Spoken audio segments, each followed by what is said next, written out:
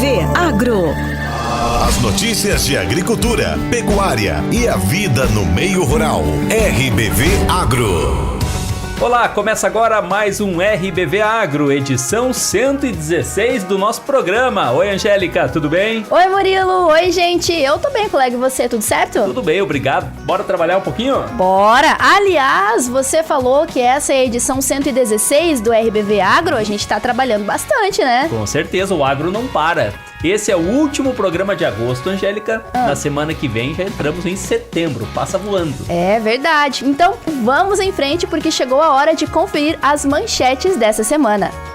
Destaque do RBV Agro. Geada tardia causa prejuízo para produtores de pêssego da região. Preço do leite apresenta tendência de queda após alta histórica em Santa Catarina. Exportações catarinenses crescem 25% com destaque para os produtos do agro. Projeto utiliza diferentes tonalidades de terra para a produção de tintas. Festival de Espumantes será um dos destaques da Expo Videira 2022. E evento terá ainda outros momentos destinados ao agronegócio. RBV Agro. No final de semana que passou, principalmente no sábado, dia 20 de agosto, tivemos temperaturas negativas em vários municípios da região meio-oeste catarinense. E com isso, a ocorrência de geada em algumas localidades. E essa geada causou prejuízo a produtores de frutas de caroço. Confira na reportagem de Jussiele Baldissarelli. A geada tardia registrada no sábado, dia 20 de agosto, trouxe prejuízos para produtores de frutas de caroço da região meio-oeste do estado de Santa Catarina. Um dos exemplos foi registrado na linha São Francisco, em Caçador, na propriedade de Valdir Lazari. Ele afirma que as perdas serão próximas a 100%. Com as temperaturas abaixo de zero, os pequenos frutos congelaram e, com o passar dos dias, vão cair. A perca foi grande. Esse ano adiantou, né? Se adiantou uns 20 dias aí. Não deu frio na época certa, agora foi dar fora da época, né? E as frutas aí tá já graudinhas, né? Então eu calculo que a perca foi grande. Eu já tinha que estar consciente que já ia ser grande, né? Porque o frio estava grande, né? Então... Lazari calcula um prejuízo acima de R$60 mil e ele espera receber agora um seguro do Proagro. 80%, 90% eu calculo que eu vou perder 30 toneladas por aí, um pouco mais talvez. Para saber bem mesmo, vai uns 3, 4 dias ainda, mas perca é grande. Eu tenho um Proagro no banco lá, né? Vamos ver se eles me dão alguma coisa aí. Para cobrir menos a despesa, né? Senão, há 2 anos atrás eu levei mais uma geada perdi 90%. Essa safra passada aí deu super safra, preço ruim, perdi um monte. Em casos de geada tardia, a irrigação por aspersão é uma alternativa. Mas no caso do produtor caçadorense, a falta de água acaba dificultando a instalação do sistema. Além do pêssego, o fruticultor também acredita que perdeu toda a produção de ameixa e a esperança é com a safra de uva. Apesar dos prejuízos, Lazari não perde a esperança de dias melhores. A uva ainda, agora que vamos começar a podar, né?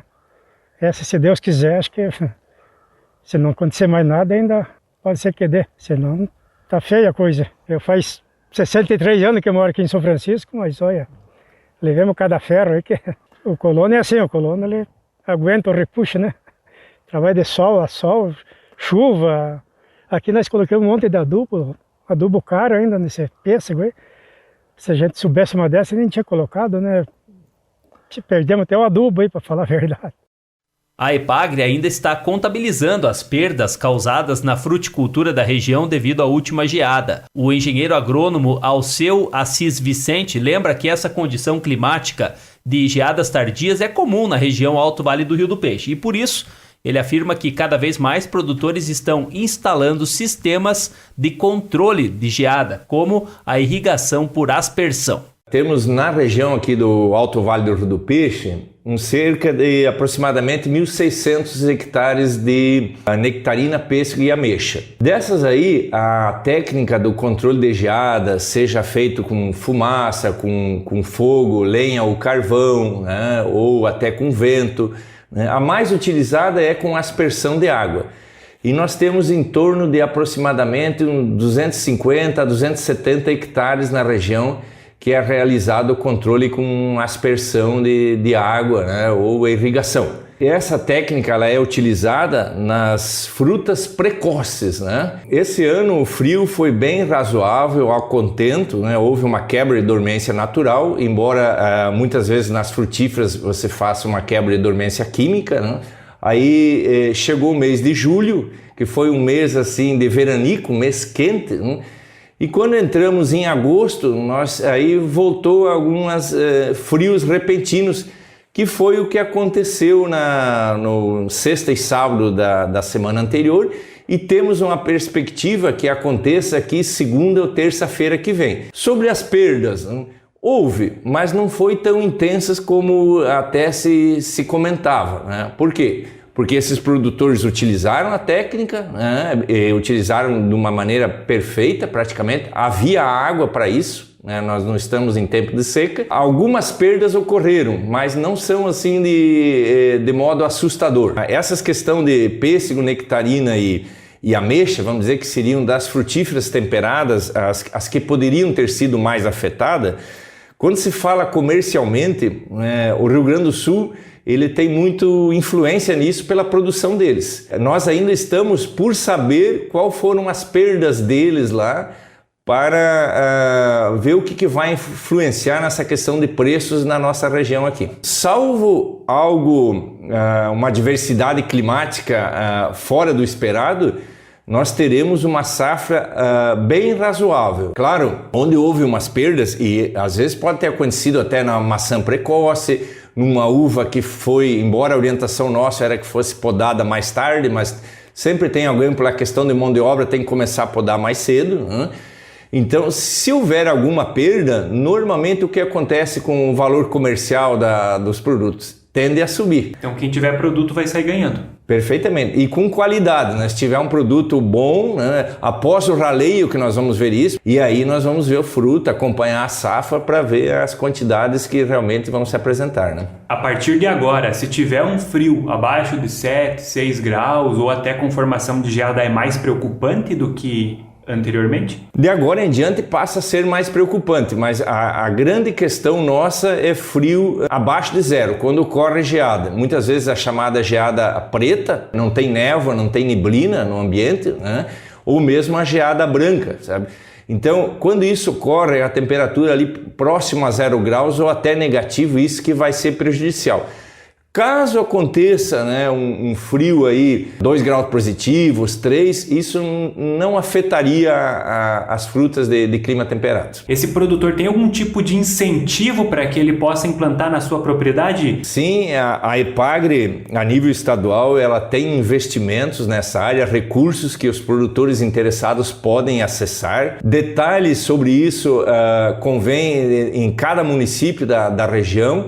O produtor ir no escritório municipal da Epagre e conversar com nossos colegas da área técnica. Ele vai dar todos os detalhes de como é que funciona. Eu queria comentar em primeira mão que a Epagre instalará o ano que vem um projeto inovador junto com o CIRAM, que é um órgão da Epagre, que é medir a precipitação, a temperatura, o molhamento foliar, a umidade relativa do ar in loco, né? Vai ser escolhido um produtor aqui na região, já foi conversado com ele, estamos esperando só o ok dele, para que isso seja medido em 3 níveis da planta, 3 alturas, né? A parte inferior, a parte mediana e a parte superior. Que nós estaremos vendo isso lá durante a irrigação, durante a aspersão da água, né? Então vai acontecer no inverno que vem. Aí a gente teríamos um resultado muito mais próximo, né? Ver aquelas plantas naquele local, na propriedade do agricultor, o que está se passando.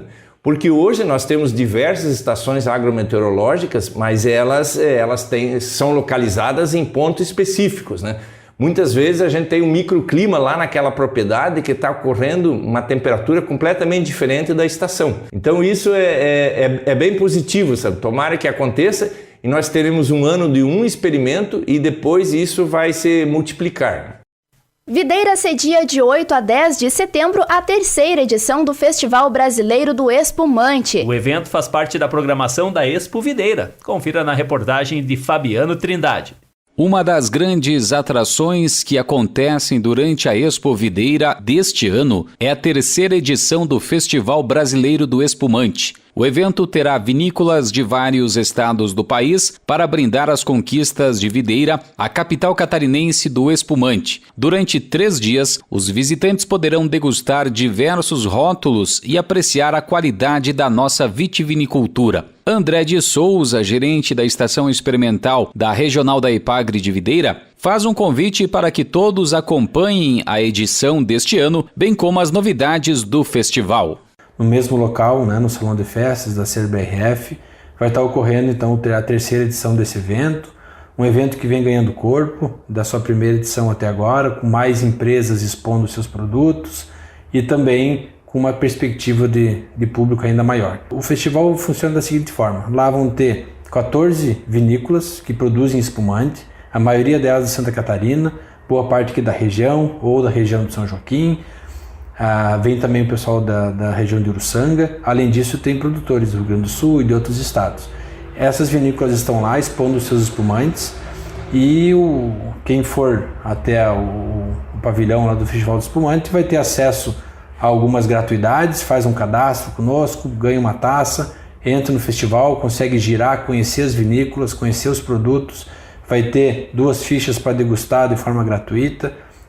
Acima dessa segunda ficha vai pagar um valor e vai ter acesso também a provar outros espumantes. Então a gente aproveita aí para convidar o videirense e os moradores da região e do estado todo para vir conhecer, quem já conheceu para vir novamente, A gente tem comentado que como o espumante ele muda, 2 anos atrás, na última edição, com certeza as empresas tinham outros produtos para mostrar, então vai ser novidade para todos nós. Então fica aí o convite para que vocês prestigiem o evento. Vai ser durante a Expo Videira.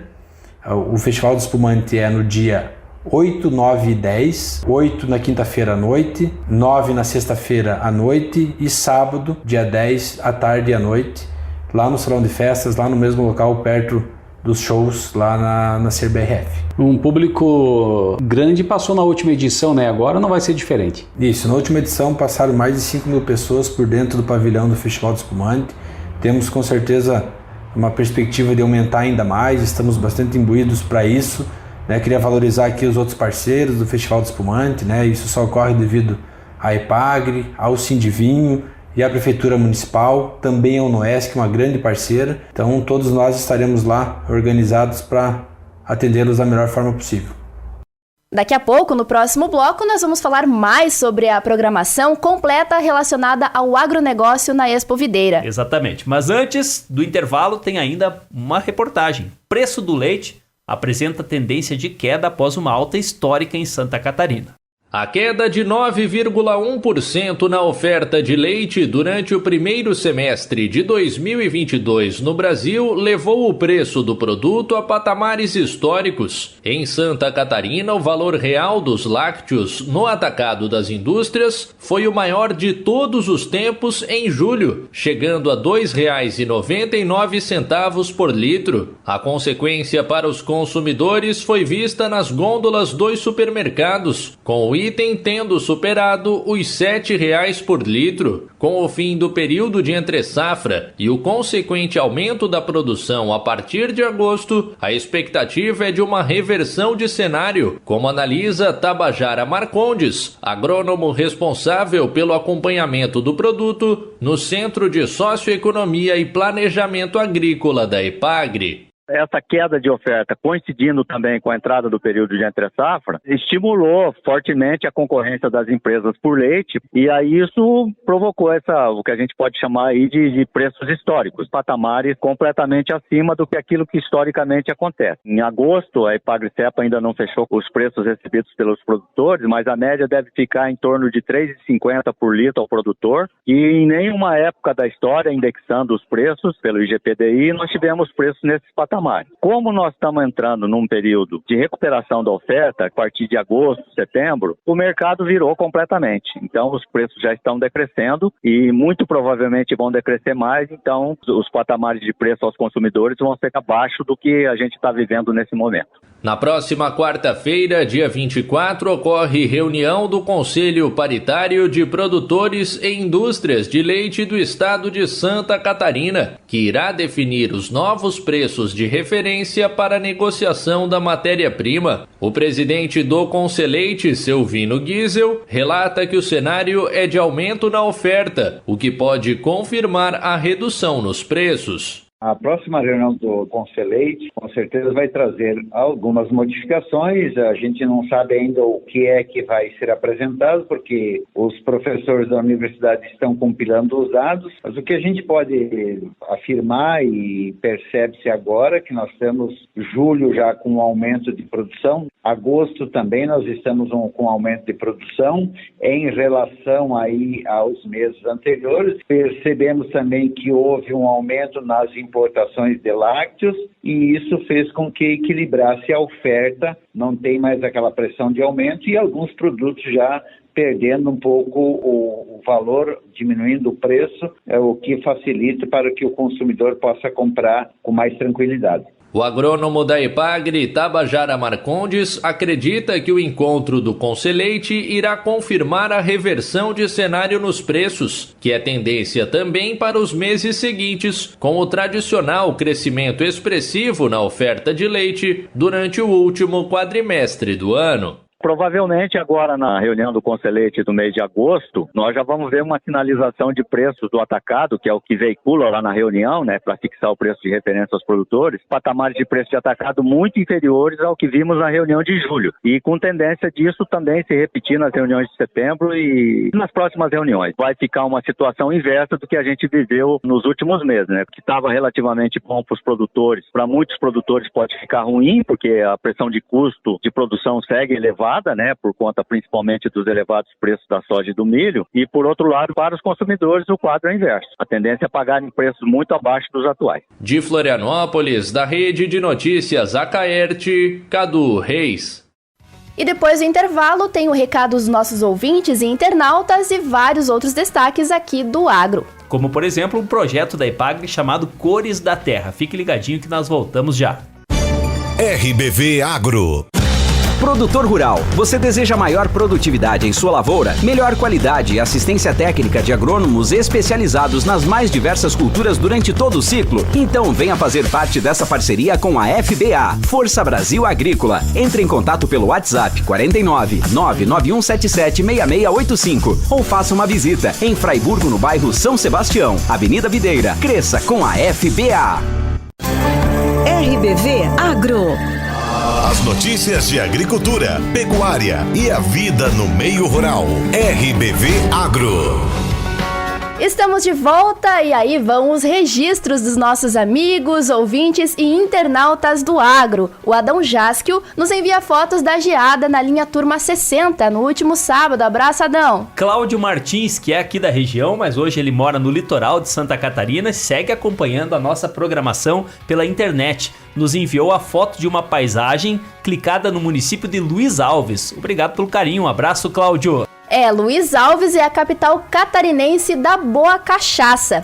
E o Itacir Fiorese mandou um vídeo dos pássaros comendo ração que ele coloca no pátio da empresa dele. Tem canário, chupim, pardal, que alguns chamam de tico-tico, né? Tem de tudo por lá. Um abraço, Itacir. Obrigado pela sua audiência. E um fato inédito foi registrado no último dia 18, Angélica, em uma propriedade no interior de Lacerdópolis. Uma porca deu à luz a 36 leitões, todos vivos e viáveis. Esse feito ocorreu na Granja Zanqueta, em linha São Cristóvão, em Lacerdópolis. De acordo com a Edmara Silvestro, é uma situação inédita justamente por ser uma quantidade grande de leitões e todos vivos, né? Ela disse que já registrou na propriedade matrizes que deram à luz a 28 leitões, mas 36 é a primeira vez em vários anos na atividade da criação de suínos. É realmente impressionante esse número, hein? E se você tem aí algum destaque, uma foto legal, algum assunto bacana aqui pro agro, manda pra gente no nosso WhatsApp. Eu vou falar o número que é o 49 99129 4258. Eu quero repetir, porque esse número tem que estar na sua agenda do celular, tem que estar anotado no papelzinho, pendurado na geladeira, eu sempre falo. É verdade. 99129-4258, pode ser foto, vídeo, mensagem em texto, em áudio, a gente quer a sua participação. Eventos do Agro.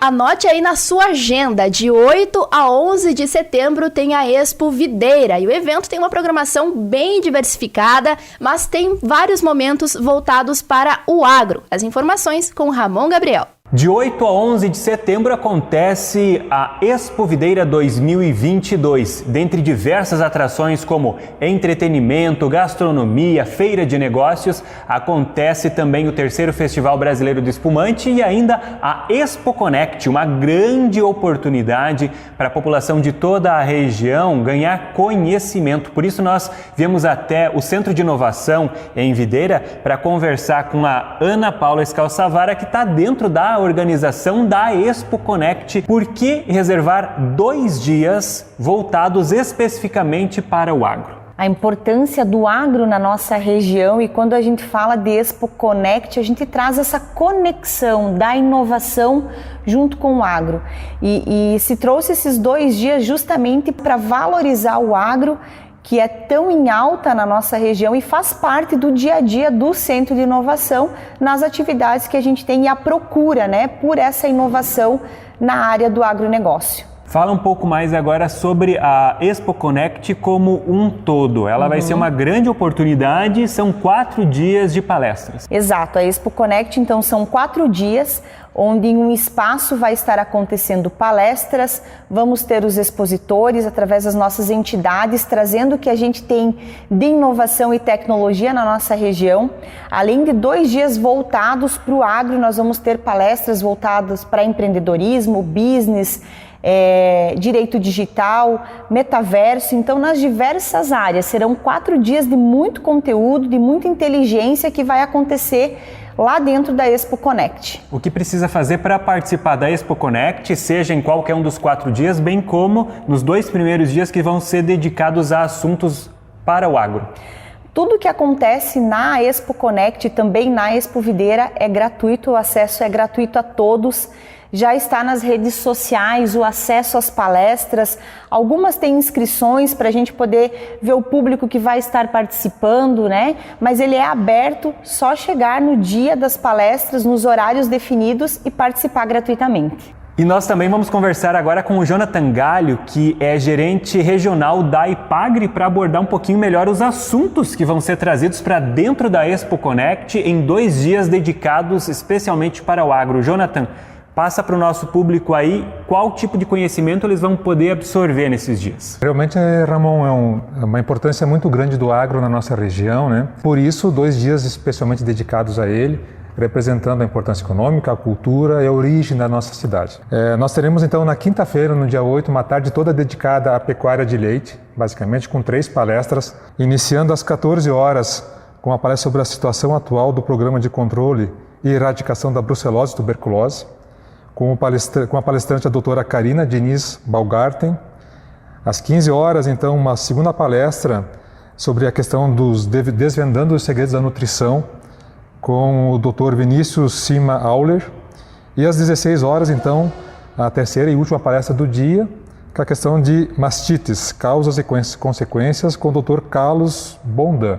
Então, essas 3 palestras compõem, então, a programação da quinta-feira à tarde, que é destinada basicamente à pecuária de leite. E na sexta-feira, então, nós temos um outro grupo de palestras, sexta-feira à tarde, e aí trazendo assim assuntos um pouco mais gerais de conhecimento, de informação, daquilo que é um pouco a ideia da Expo Connect, né, que é de conectar os setores.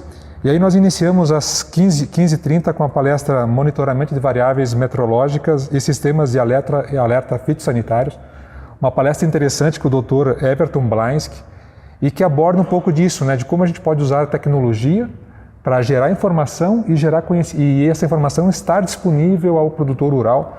Então, através das nossas redes de estações meteorológicas que a Ipagre tem no estado todo, como essas informações são coletadas e como essas informações poderão ser úteis e ser de acesso aos produtores. E aí, às 16h30, a palestra A Importância da Tecnologia de Aplicação defensivas para a produtividade nos cultivos e rentabilidade dos produtores, com o mestre Edivan Todescato. Novamente, é uma palestra bastante voltada assim, à tecnologia de aplicação de defensivos nos meios, nos cultivos, buscando a redução e a adoção cada vez mais do uso racional, né, desses produtos, visando uma produção mais limpa e, consequentemente, uma segurança alimentar à população.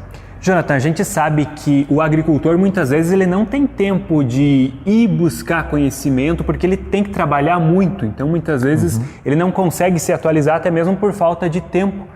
Mas essa é uma oportunidade incrível para ele se atualizar e fica aqui então o convite para que os agricultores, em especial de toda a região, aproveitem a Expo Videira como um todo nos 4 dias, de 8 a 11 de setembro, mas em especial nos dias 8 e 9, especialmente na Expo Connect, que vai ter 2 dias dedicados ao agro.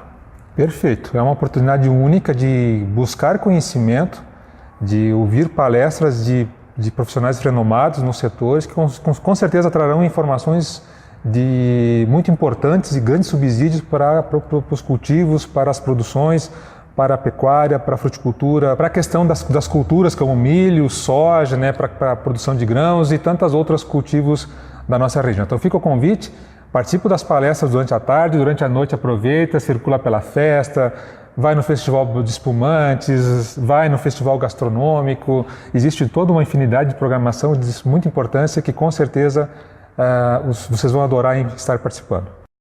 Santa Catarina cresce 25% em exportações e supera 7 bilhões de dólares em vendas internacionais no ano. E o grande destaque das negociações do nosso estado com o exterior seguem sendo do agro. Reportagem Cadu Reis.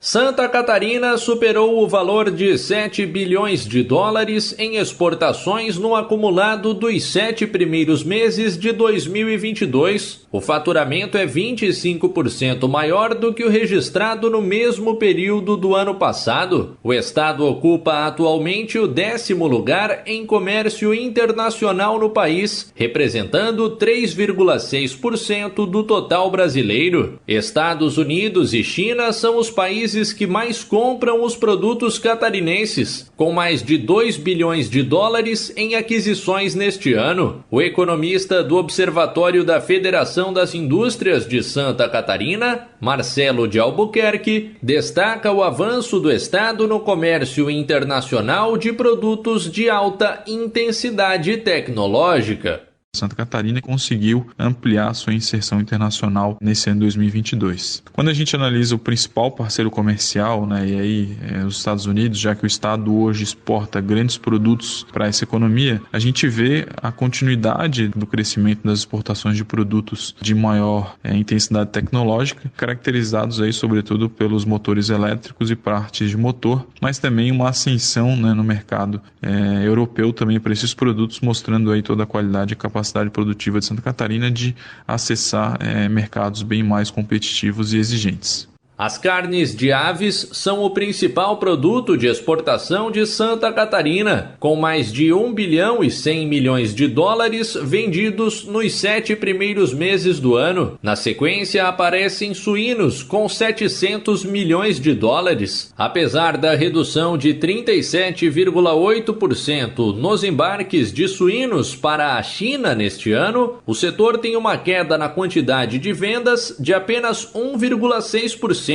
Isso ocorre pela compensação com diferentes mercados, como constata o analista de socioeconomia da empresa de pesquisa agropecuária e extensão rural de Santa Catarina, Alexandre Guil. O que tem contribuído para manter os patamares, no acumulado do ano a gente verifica uma queda, mas é uma queda pequena diante do impacto chinês. Isso se deve principalmente ao crescimento nas exportações para outros países, como é o caso das Filipinas, e tiveram um crescimento de mais de 300% entre janeiro a julho de 2021 e janeiro a julho de 2022. Santa Catarina importou quase 16 bilhões de dólares nos 7 primeiros meses do ano, sendo o segundo estado do país com maior valor de aquisição internacional no período. O descongestionamento dos navios próximos a Xangai favoreceu o retorno do fornecimento de insumos da China, principal fornecedor catarinense. O economista do Observatório da Fiesc, Marcelo de Albuquerque, explica. Em relação às importações, um destaque bem importante é essa retomada já do fluxo de volumes de produtos importados da China. A gente lembra que a China acabou tendo alguns isolamentos, mais severos dentro do país por conta aí do avanço da contaminação de Covid-19 e o país acabou adotando a política de Covid-0 que acabou tendo uma restrição maior, inclusive nos portos, especialmente no porto de Xangai, que acabou tendo registro de alta de espera de navios e também atraso nas entregas de insumos que passam por lá. A balança comercial entre exportações e importações de Santa Catarina no acumulado do ano apresenta déficit de 8 bilhões e 900 milhões de dólares. De Florianópolis, da Rede de Notícias Acaerte, Cadu Reis. E para fechar a nossa edição de hoje, você já ouviu falar em cores da terra? Olha só, já pensou aí em colorir mais a sua casa ou fazer artesanato com tintas criadas a partir de diferentes tonalidades de solo? É exatamente isso que um projeto desenvolvido pela Ipagre em Videira está fazendo. Confira na reportagem de Douglas Alves. Olá, estou aqui para mostrar para vocês um lindo projeto realizado no Centro de Treinamento CETREV, mostrando um pouquinho sobre as cores da terra. O que é? Originado no Espírito Santo, também em Minas Gerais, esse projeto também vem acontecendo aqui em Videira e a gente vai conhecer um pouquinho. Será que realmente a terra é somente marrom? Na busca por conhecimento, extensionistas da Ipagre de Videira, Márcia Froza e Sirley Verlag, estiveram aprendendo sobre cores da terra e hoje é realizado esse trabalho aqui em Videira para agricultores, professores e estudantes. Extensionista Márcia Froza nos conta sobre esse projeto que foi adaptado, desta vez, para o artesanato e também a quantidade de tipos de terra encontrado também em nossa região. Então, o projeto Cores da Terra, ele teve um início lá em Minas Gerais, na Universidade Federal de Viçosa, com os alunos de agronomia no laboratório de solos. O costume do povo lá da região era uma tradição de pintar as casas com o famoso barreado, uma tinta feita com terra e um grude, que é a cola feita com polvilho. Para nós aqui, chegou esse projeto com as extensionistas rurais do Espírito Santo, que vieram ensinar para a gente como preparar a terra, como coletar o solo e mostrar os diferentes tons que pode ter num barranco de terra. Nós aqui adaptamos ele para o artesanato. No artesanato foi bem aceita pelas comunidades rurais, pelas mulheres, pelos escolares, os grupos de professoras que têm vindo aprender. E aqui nós temos a nossa coleção de terras, a nossa coleta, que tem a maioria das terras são da nossa região, aqui de Videira, Iomerê, Arroio 30, temos alguma coisa de Itajaí, Florianópolis. Algumas cores nós não temos na nossa região, que é o caso dessa cor-de-rosa que vem de Itajaí. Temos uma outra cor-de-rosa aqui de Florianópolis, esses tons de amarelo também são de Florianópolis. Temos cores de caçador, essa verde aqui é de caçador. Essas cores aqui, que mais desse lado aqui, são de Iomerê. A maioria dessas aqui são de Videira, aqui no interior, essas são de Videira. Essas aqui vieram lá de Minas Gerais, de Brumadinho, são bem diferentes. Então chegamos até o momento com 65 cores aqui catalogadas, marcadas, todas etiquetadas. Ainda recebemos mais 4 cores novas que ainda falta peneirar e preparar.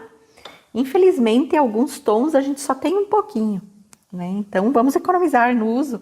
E o interessante da coleta das terras é que cada vez que a gente volta, pode voltar ao mesmo lugar que você coletou a terra, ela já está diferente. Passou 1 ano, 2 anos, aquele tom muda um pouco, sabe, a cor. Então, quando a gente consegue bastante, a gente guarda bastante para usar mais vezes, né? Então, tudo isso é terra, ó. Não tem outro pigmento dentro, são terras mesmo, são cores diferentes de terra. Cada vez que você olhar para um corte de um barranco e parar para pensar e olhar assim com mais calma, as pessoas podem perceber os diferentes tons que tem nessa terra. Projeto Cores da Terra. Mas como chegar ao ponto de pó para virar tinta? A extensionista Cirlei Verlich nos ensina. A terra, depois de retirada então do barranco, seca, nós vamos estar destorroando. Para isso a gente usa algum equipamento disponível que nós tenhamos em nossas casas. Aqui a gente usa o socador de feijão, podemos usar uma garrafa, conforme nós temos disponibilidade. Feito isso, a gente vai passar por diversas peneiras para deixar a nossa terra mais fina possível. Então, podemos iniciar de uma granulometria maior, mais grande. Desta, nós podemos passar para de uma granulometria um pouquinho mais fina e ainda, por final, uma bem mais fininha. E ela vai nos dar uma terra praticamente lisa, feita uma farinha. Num pó bem fininho, a terra então está pronta para o preparo da tinta. Nós vamos utilizar uma medida de terra, aproximadamente uma medida de água, dependendo de qual é o perfil da terra, nós vamos precisar de mais água. Uma medida de terra, uma medida de água e meia medida de cola. Misturamos terra, água, cola muito bem, deixamos bem lisinha, mas essa é a arte de Cores da Terra. Mais ou menos nessa consistência, nós podemos estar iniciando o nosso trabalho. À disposição nas nossas casas e que queiramos melhorar o aspecto, customizá-las.